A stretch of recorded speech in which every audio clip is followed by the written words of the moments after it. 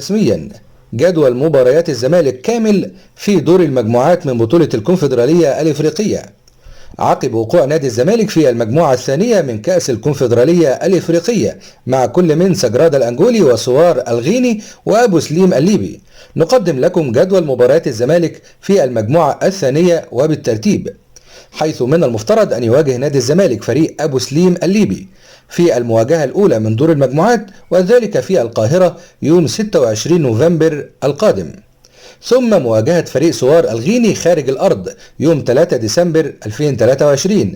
ثم مواجهة فريق سجرادة الأنجولي في القاهرة يوم 10 ديسمبر 2023.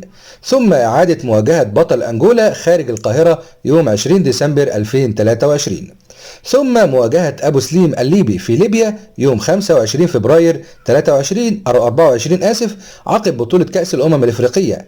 ثم الختام في القاهرة أمام فريق سوار الغيني يوم 3 مارس 2024. كل التوفيق لنادي الزمالك خلال هذه البطولة.